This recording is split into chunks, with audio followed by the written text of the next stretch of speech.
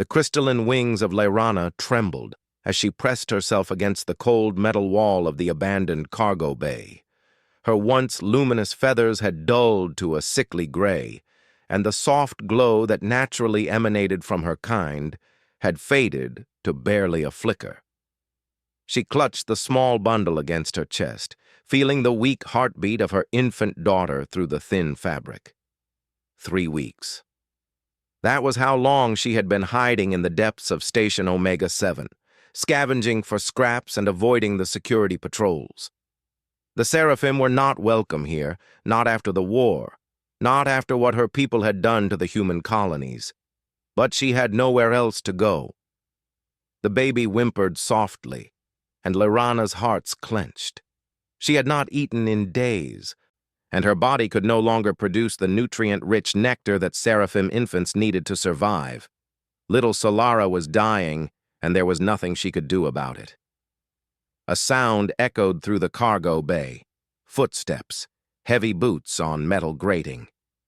Layrana's 6 eyes widened in terror as she recognized the distinctive pattern of a security sweep.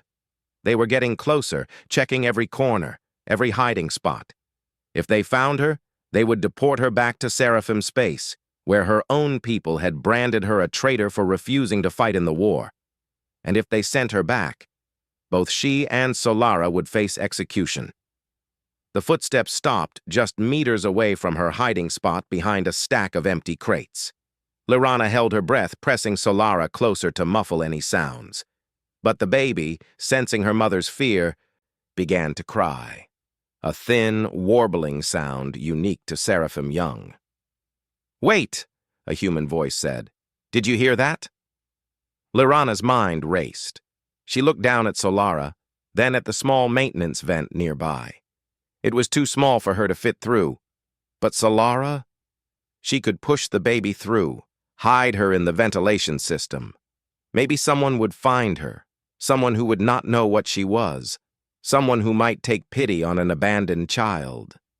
Tears, a trait the Seraphim had evolved only after centuries of contact with humans, rolled down her angular cheeks as she wrapped Solara in her own wing silk, the last valuable thing she possessed. She whispered a prayer in her native tongue, kissed the baby's forehead, and gently pushed her through the vent opening. "Please," she whispered to the universe, to any deity that might be listening, "let someone kind find her." Then she stood, spreading her damaged wings to their full span, and stepped out from behind the crates. The 2 security officers immediately raised their weapons. "Seraphim!" one shouted. "On the ground now!"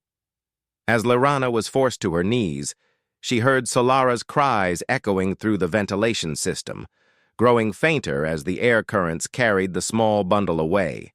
She closed all 6 eyes and prayed that her sacrifice would not be in vain. Marcus Chen was having a bad day.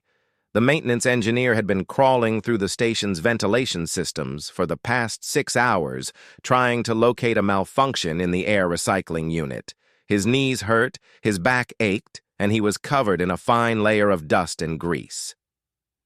"Just another glamorous day in the life of a station engineer," he muttered to himself, checking his scanner for the 15th time. The device showed nothing unusual, just the standard airflow patterns and temperature readings. Then he heard it, a sound that definitely did not belong in a ventilation shaft.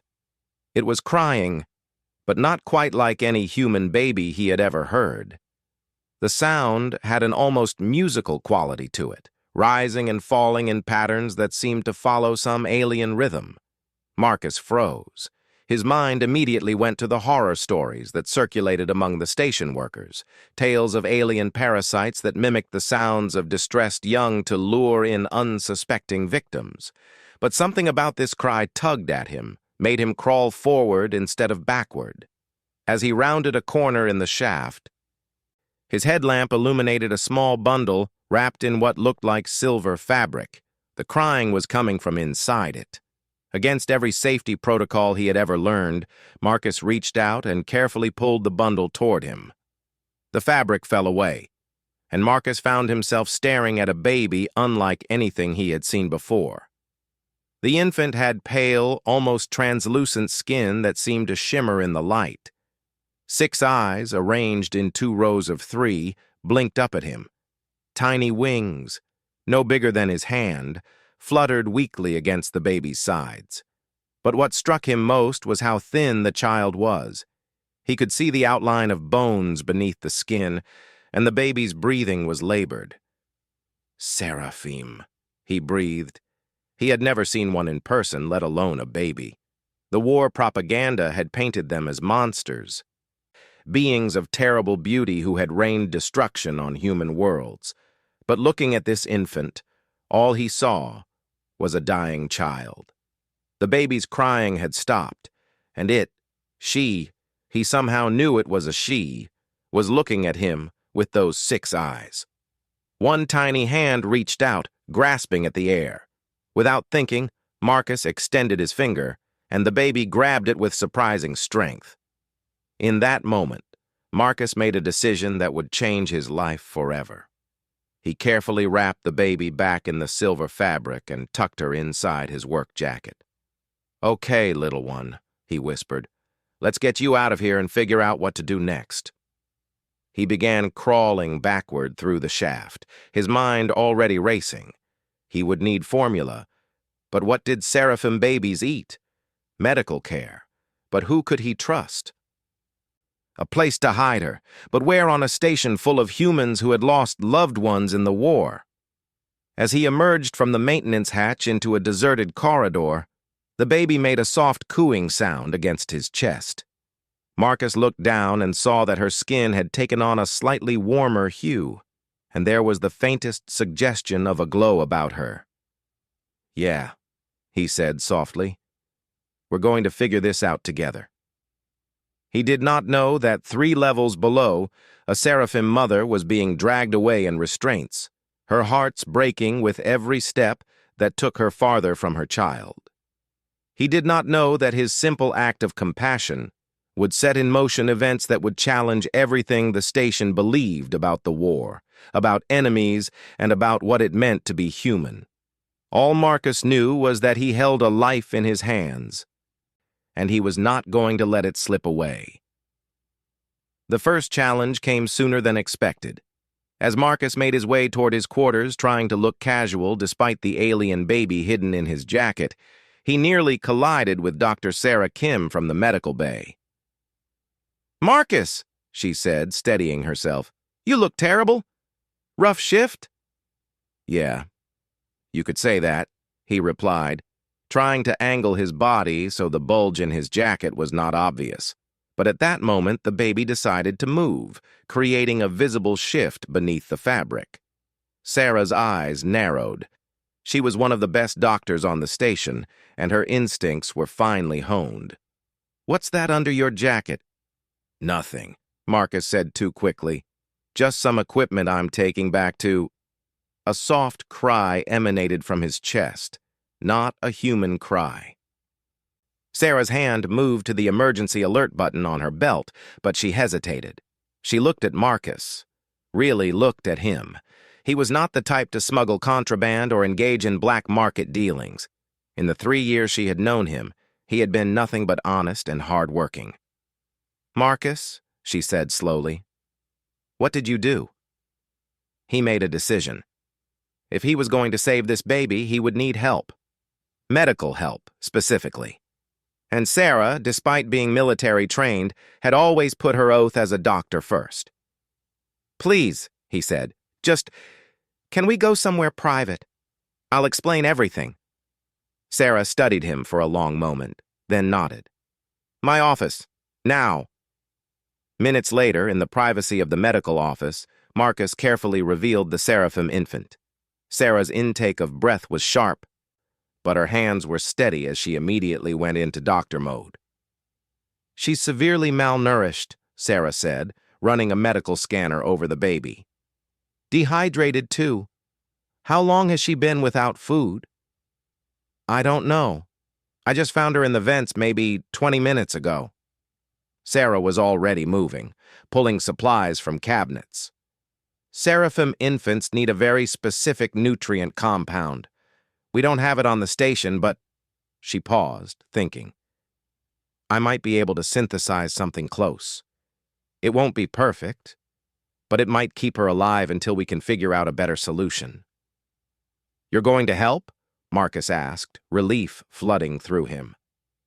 Sarah looked at the baby, who was watching her with those 6 eyes, tiny fingers grasping at the air.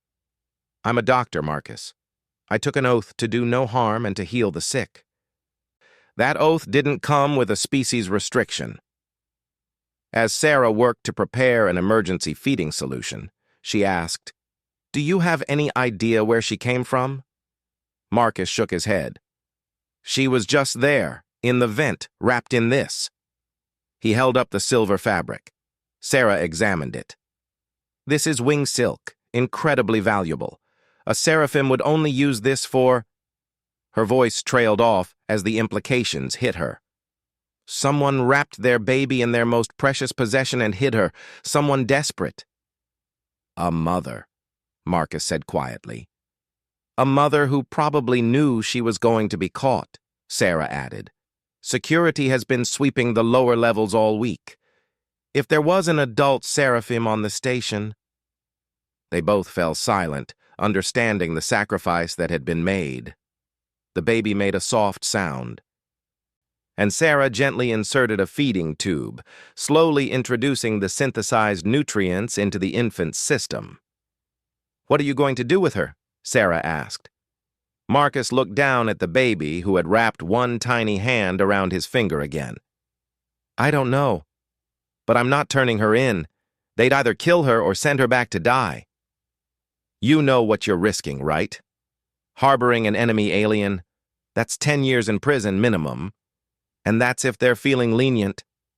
I know. Marcus met Sarah's eyes. But look at her. She's not an enemy. She's just a baby.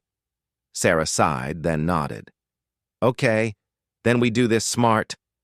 I'll list her in my records as an abandoned human infant with a rare genetic condition. That'll explain any unusual readings if someone checks. We'll need to keep her hidden until we can figure out a long-term plan. We? Marcus asked. You didn't think I'd let you do this alone, did you? Sarah managed a small smile. Besides, I'll need to monitor her health. Seraphim physiology is complex, and infant care is even more specialized. As they worked together to clean and properly feed the baby, neither of them noticed the security camera in the corner of the office, its red light blinking steadily. Nor did they know that 2 levels up in the security center, Officer James Reynolds was reviewing footage from the ventilation system, following the trail of an escaped Seraphim who had been caught with no infant, despite witness reports of crying. The clock was ticking, and the hardest part of their journey was just beginning. Life with an alien baby, Marcus discovered, was far more complicated than he had ever imagined. It had been 2 weeks since he found Solara. He had named her after the soft, solar-like glow her skin produced when she was content. His small quarters had been transformed into a makeshift nursery with blankets covering the windows and a sophisticated air filtration system Sarah had borrowed from medical supplies to mask any unique scents that might give them away. The baby was gaining strength daily. Her 6 eyes now tracked movement with alert intelligence, and her tiny wings had begun to flutter more strongly. She had even started making what Sarah called happiness trills, a sound somewhere between a cat's purr and wind chimes that no human infant could produce. Marcus had rearranged his entire work schedule to care for her, taking only night shifts when fewer people were around. He had become an expert at mixing the nutritional formula Sarah had developed, and had even figured out that Solara slept best when he hummed low-frequency tones that seemed to resonate with her natural harmonics. But they were living on borrowed time, and they all knew it. "We have a problem," Sarah announced one evening, arriving at Marcus's quarters with a grim expression. "Security is conducting bioscans of all residential sections. They're looking for non-human life signs." Marcus felt his heart sink. He looked at Solara, who was playing with a mobile he had constructed from spare parts, her skin glowing softly in the dim light. When? They're starting with level C tomorrow, working their way up.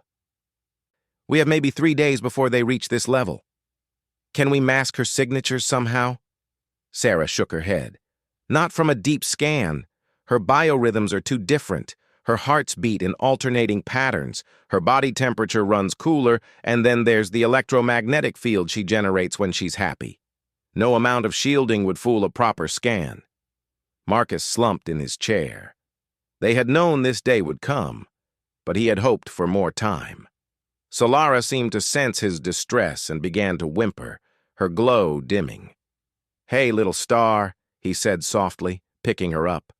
She immediately calmed, nuzzling against his chest. The trust in her 6 eyes made his decision for him. "We're not giving up. There has to be another way." Sarah bit her lip, clearly wrestling with something. "There might be.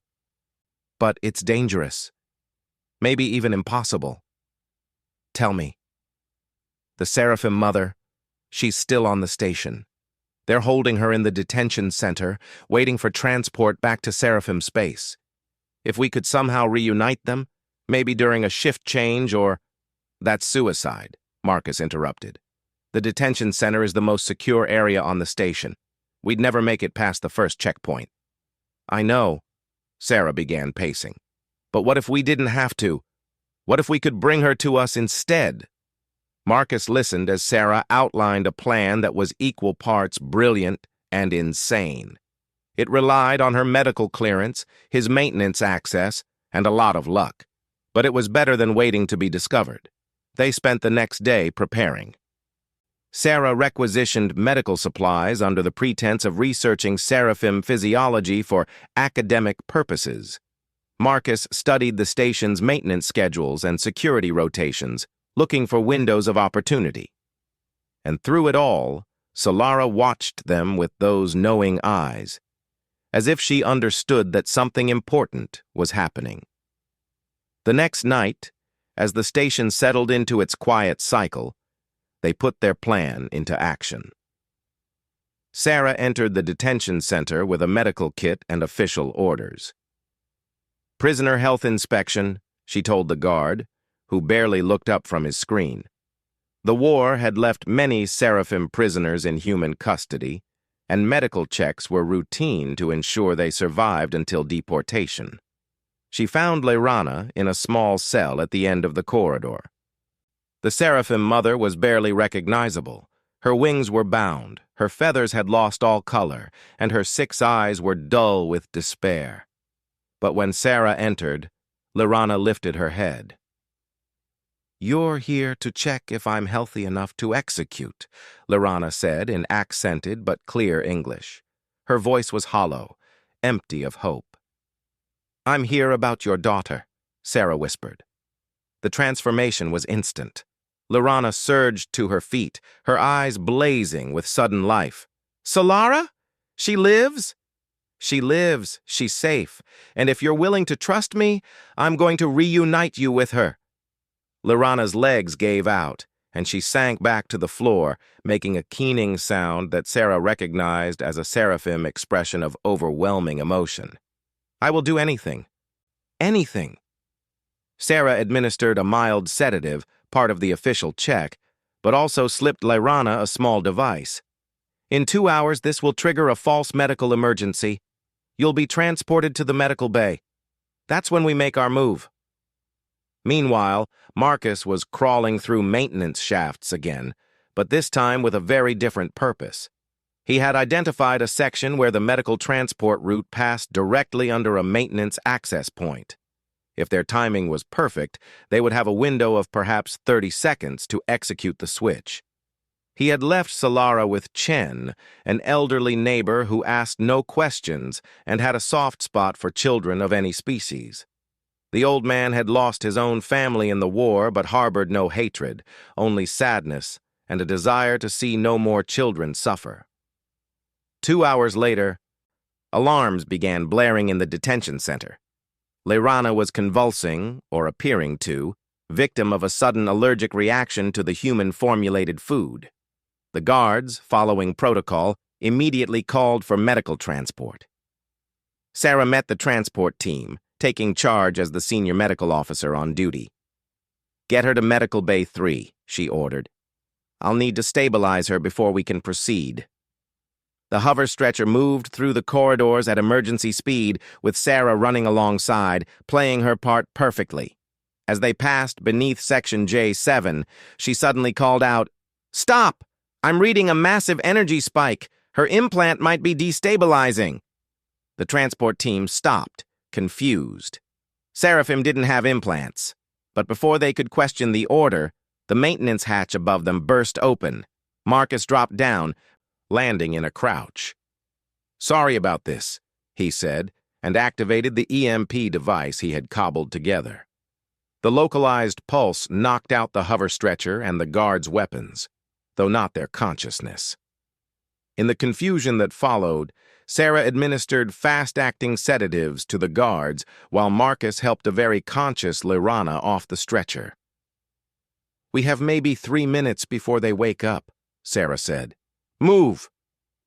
They half-carried, half-dragged Lyrana through the maintenance hatch.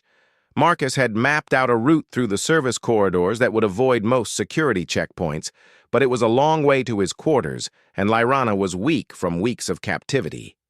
"Why?" Lyrana gasped as they moved. "Why help me? Your people hate mine." "Because your daughter needed help," Marcus grunted, supporting most of her weight. "And because maybe it's time someone broke the cycle." They almost made it undetected.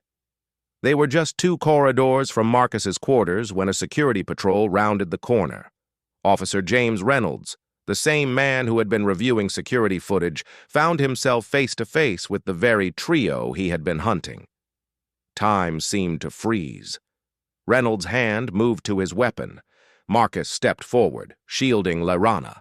And then, from somewhere ahead, came a sound. Solara's distinctive cry, carrying through the ventilation system. Lyrana made a sound Marcus had never heard before, a harmonic vibration that seemed to come from her very soul. It was answered by a similar note from ahead, where Chen must have brought the baby closer to the vents, trying to soothe her. Reynolds' hand stopped. He looked at the desperate mother, at the 2 humans willing to risk everything for an enemy's child, and something shifted in his expression. "My daughter," Reynolds said quietly, "was on Colony 7. The Seraphim attack—" He trailed off, his jaw clenching. "She was 3 years old." Marcus felt his heart sink.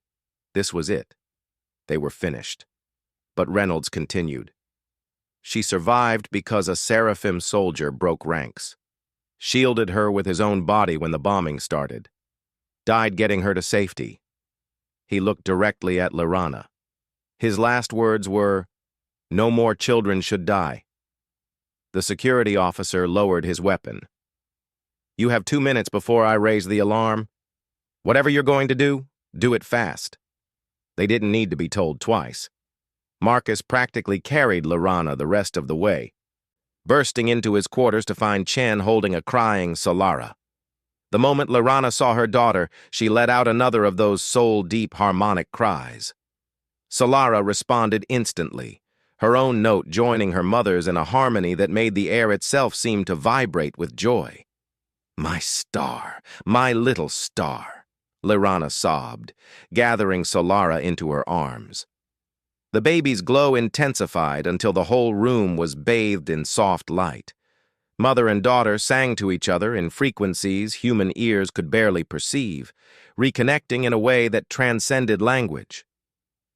Marcus found himself wiping away tears. Even Chen was openly weeping. Sarah stood by the door, keeping watch, but her own eyes were suspiciously bright. "We can't stay here," Sarah said softly, hating to interrupt the reunion, but knowing time was critical. "Reynolds gave us 2 minutes, not 2 hours.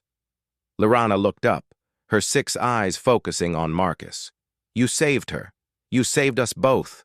The life debt I owe—" "You owe me nothing," Marcus interrupted. "We need to get you both somewhere safe. Can you travel?" Lyrana stood, still weak but drawing strength from holding her daughter. "For Solara, I can do anything."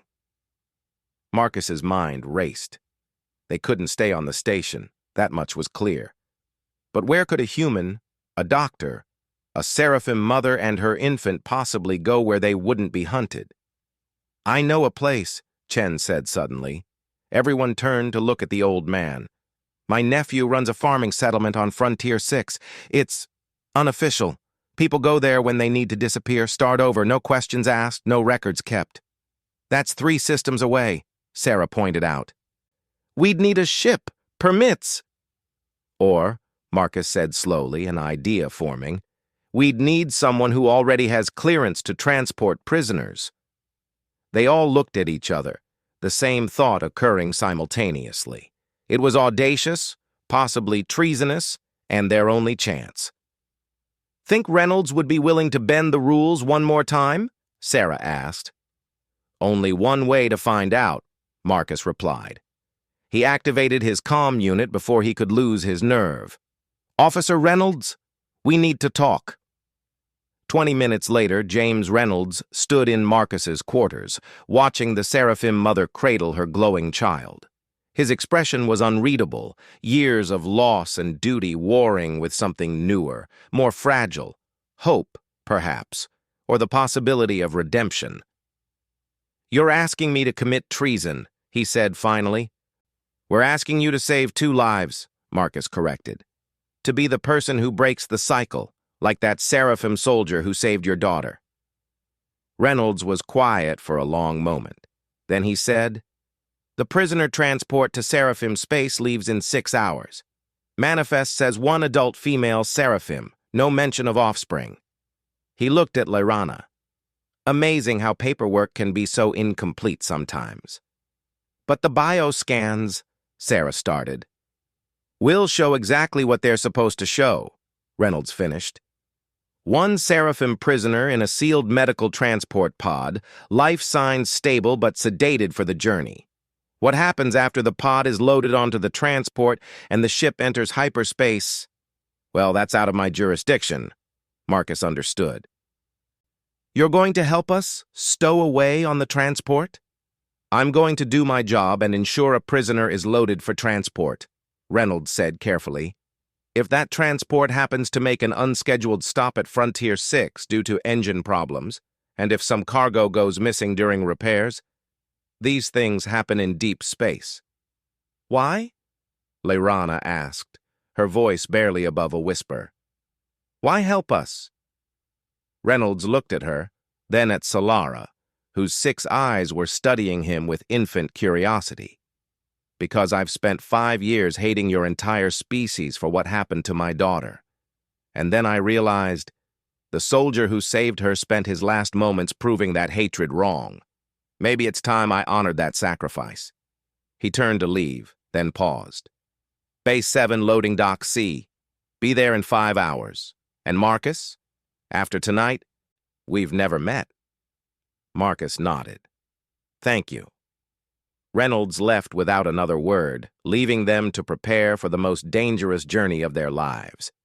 They had 5 hours to gather supplies, create false identities, and trust their lives to a chain of compassion that stretched from a desperate mother's sacrifice to a bitter soldier's change of heart. Solara cooed softly in her mother's arms, her glow pulsing with contentment. She didn't understand the magnitude of what was happening, the risks being taken or the barriers being broken. She only knew that she was safe, loved, and surrounded by people who had chosen compassion over fear. In the end, Marcus thought, perhaps that was all any of them really needed to know. The cargo hold of the transport ship, Meridian, was darker than space itself. Marcus huddled with the others in their hidden compartment, a section Reynolds had carefully prepared behind false paneling. The regular thuds of Lairana's alternating heartbeats provided a strange rhythm to their concealment, while Solara slept peacefully, blissfully unaware of the danger surrounding them. They had been traveling for 18 hours. The first phase, getting onto the ship, had gone smoothly. Reynolds had personally overseen the loading, ensuring their compartment was positioned perfectly to avoid routine scans. The official manifest showed one Seraphim prisoner in medical stasis, and no one questioned the veteran security officer's efficiency. But now came the hardest part, surviving the journey and executing their escape at Frontier 6. "She needs to feed soon," Laurana whispered, her voice barely audible over the ship's engine hum. In the dim emergency lighting, Marcus could see the concern in her 6 eyes. Despite their reunion, she was still weak, and the stress of travel was taking its toll. Sarah carefully prepared another batch of formula, the last of their supplies. They had to be careful with consumption. Too much activity might trigger the ship's internal sensors. Every movement was calculated, every breath measured. "How are you holding up?" Marcus asked Laurana. She managed what he had learned was a Seraphim smile, a slight fluttering of the secondary eyelids. "Better than I have any right to be. You've given me back my universe." She looked down at Solara. "Both of you have. I don't understand why humans would risk so much for us." "Maybe because we're not as different as everyone thinks," Marcus replied, watching Solara grip his finger with tiny, determined hands. "Fear makes people do terrible things. Your people, mine. We've both committed atrocities in the name of protecting our own." "The war should never have happened," Laurana said softly. "Many of us spoke against it, but fear is a powerful motivator. When your colonies expanded into what we considered sacred nesting grounds, our leaders convinced us you were invaders, that you would destroy our younglings' future." Sarah looked up from checking her medical supplies. "And our leaders told us you were xenophobic monsters who attacked without provocation. Neither side mentioned the failed diplomatic missions or the cultural misunderstandings that started it all." They fell into contemplative silence, broken only by Solara's soft feeding sounds. The baby had become a bridge between their species, proof that compassion could transcend the boundaries of war and hatred. A sudden lurch shook the compartment. The main engines had cut out, and emergency lighting flickered to life throughout the ship. Marcus felt his stomach drop. This wasn't part of the plan. "What's happening?" Sarah whispered, gripping the wall for support. Before anyone could answer, alarms began blaring, the universal sound of a ship in distress. Then came the announcement. "All hands, this is Captain Morrison. We've encountered an unidentified vessel broadcasting a distress signal. Federal law requires us to investigate. Prepare for possible rescue operations." Marcus and Sarah exchanged worried glances. Any deviation from the planned route increased their chances of discovery. And if they were conducting rescue operations, that meant additional scans, searches, and crew members in areas usually left empty.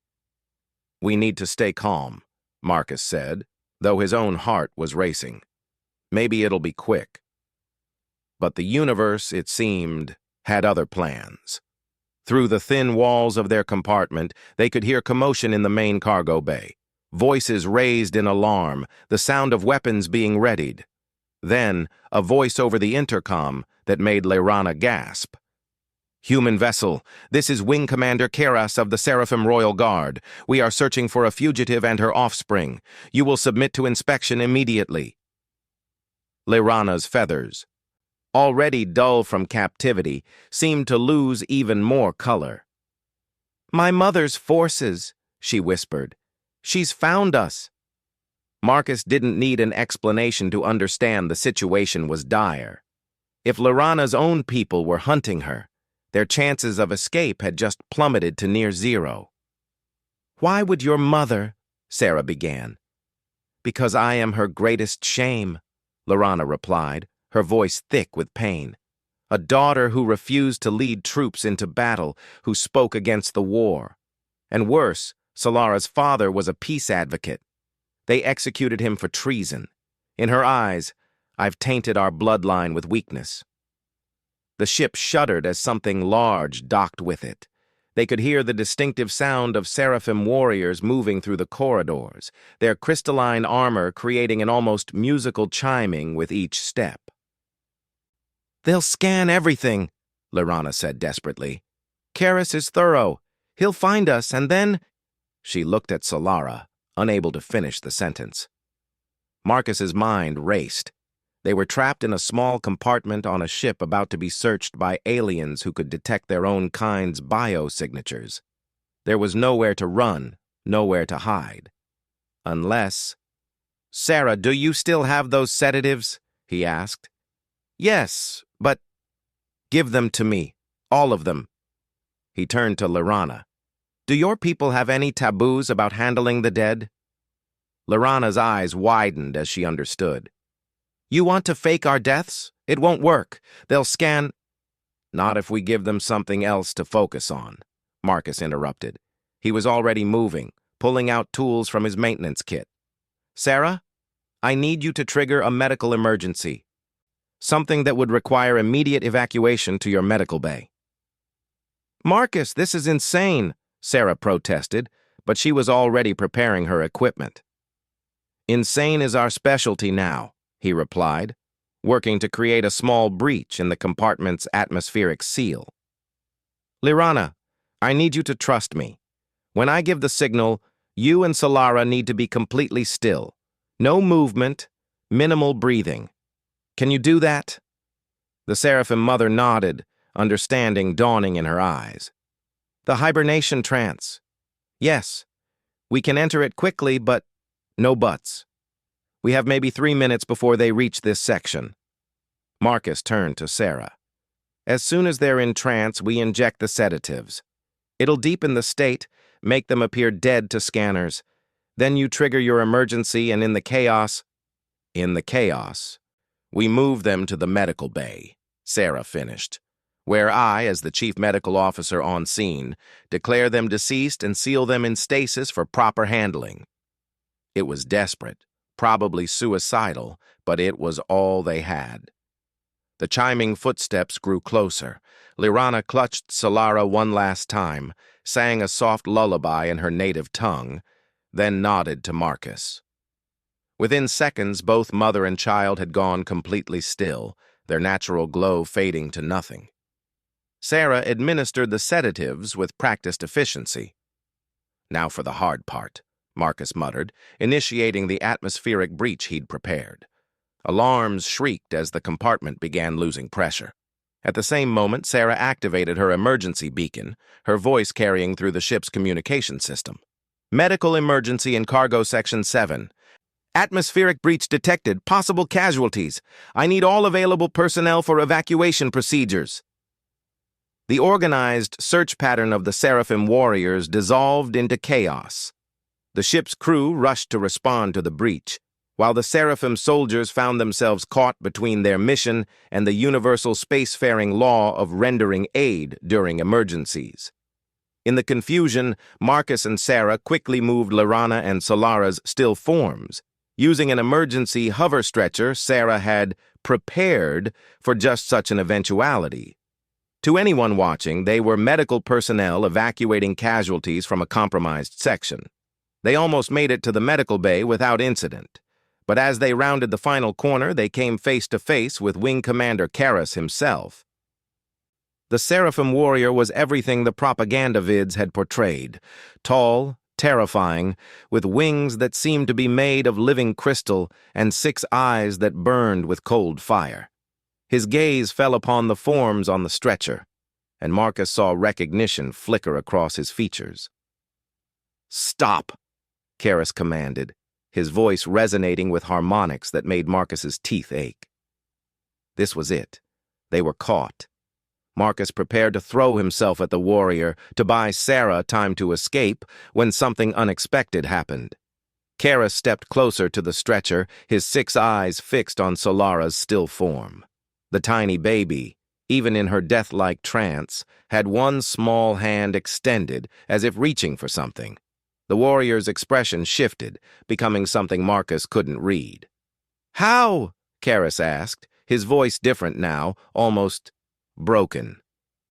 "Atmospheric breach," Sarah said, her medical persona flawless despite her fear. "They were in the wrong place at the wrong time. I'm sorry, but we need to get them to stasis immediately if there's any hope of proper rites being performed. Karis stood motionless for what felt like eternity. Then, slowly, he reached out one armored hand and gently touched Solara's tiny fingers. "She has her grandfather's hands," he said softly. Then, louder, "This one is not the fugitive we seek. Continue with your duties, humans." He turned and strode away, his crystalline armor chiming a mournful tune. Marcus and Sarah exchanged bewildered glances, but didn't waste the opportunity, rushing to the medical bay and sealing the door behind them. "What just happened?" Sarah gasped as they carefully placed their patients in the prepared stasis pods. "I think," Marcus said slowly, "we just met Lyrana's father." They had no time to process this revelation. The stasis pods would hide Lyrana and Solara from scans, listed as deceased awaiting proper burial rites. But they still had to survive until Frontier 6. Hours passed. The Seraphim search party eventually departed, apparently satisfied that their fugitives weren't aboard. The atmospheric breach was repaired, and the ship resumed its journey. Marcus and Sarah took turns standing vigil over the stasis pods, ready to revive their charges the moment it was safe.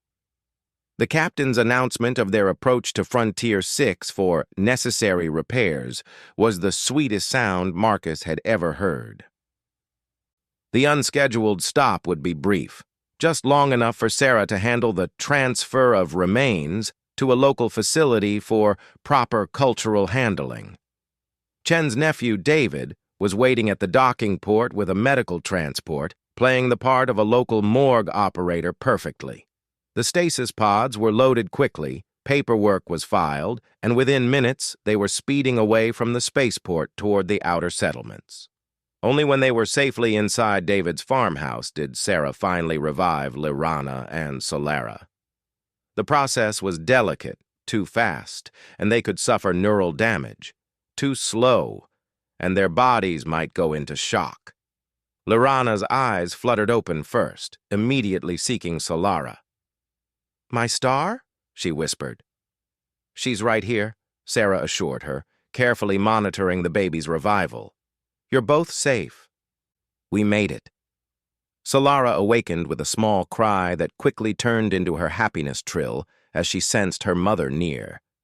Lyrana gathered her close, tears streaming from all 6 eyes.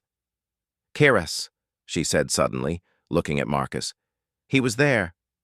My father—" "He let you go," Marcus confirmed. I think he chose love over duty."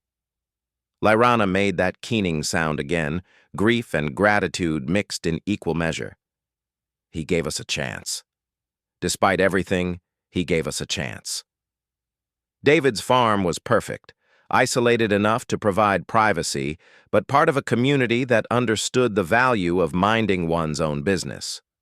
Over the following days, they established new routines. Lyrana began teaching the local children about Seraphim culture in exchange for food and supplies. Her natural glow returned, and with it, Solara's health flourished. Sarah set up a small clinic, serving the frontier settlers who had limited access to medical care. Her experience with Seraphim physiology made her invaluable in a community where species mixing was becoming more common. Marcus found work maintaining the settlement's equipment, but his real job became something unexpected: mediator. Word spread about the human who had saved a Seraphim child, and soon others began arriving, mixed families fleeing persecution, war veterans seeking peace, individuals who believed that the future lay not in separation, but in unity. 6 months later, Marcus stood on a hill overlooking the growing settlement. What had started as a desperate escape had become something more, a community where human and Seraphim children played together, where former enemies worked side by side, where Solara's laughter was just one voice in a chorus of hope. Lyrana joined him, Solara riding contentedly on her back, small wings fluttering with excitement. "My daughter will grow up in a world we're building together," she said. "A world where she won't have to choose between species, where her light can shine freely." It's not perfect, Marcus warned. There are still those on both sides who hate us for what we're doing here. No, Laurana agreed, but perfect was never the goal. We just wanted a chance to prove that fear doesn't have to define us, that compassion can be stronger than hatred. Solara reached out, making her babbling sounds that were half human, half seraphim. Marcus let her grab his finger, marveling at how something so small had changed so many lives. You know what the best part is? He said, watching the sunset paint the sky in colors that reminded him of Solara's glow. This is just the beginning. Every child born here, every friendship formed, every wall torn down, it all started because one desperate mother loved her daughter enough to trust a stranger. And because one human was brave enough to help, Laurana added. They stood together in comfortable silence, watching their new world take shape. In the distance, a ship appeared on the horizon, another transport carrying those seeking refuge, seeking hope, seeking a place where the war's wounds might finally heal. Sarah emerged from the clinic, waving them over. "We've got new arrivals," she called. "A human seraphim couple with twins. They heard about our community and traveled 3 systems to get here." As they walked down to greet the newcomers, Solara's trill of happiness echoed across the settlement. It was answered by other children, human and seraphim alike, their voices creating a harmony that spoke of possibilities yet to come. The war between their species wasn't over. There would be challenges, setbacks, and those who would try to destroy what they were building. But in this small corner of the galaxy, on a frontier world where desperate love had overcome ancient hate, the future was being written one small act of kindness at a time. And it all started with a maintenance engineer who couldn't turn away from a baby's cry, a mother willing to sacrifice everything, and the radical idea that compassion could transcend the boundaries of species, of war, of fear itself. As the stars emerged in the darkening sky, each one a distant sun warming distant worlds, Marcus realized that Solara's name had been more prophetic than he'd known. She wasn't just one small light. She was the first spark of a constellation of hope that would eventually illuminate the darkness between their peoples. The real story, he understood now, wasn't about saving one seraphim baby. It was about how one small act of mercy could ripple outward, touching lives, changing hearts, and slowly, inevitably, healing the wounds of war. In the end, that was the most human thing of all, and perhaps the most seraphim thing too. The ability to choose love over fear, to extend a hand across the void, and to build something better from the ashes of what came before.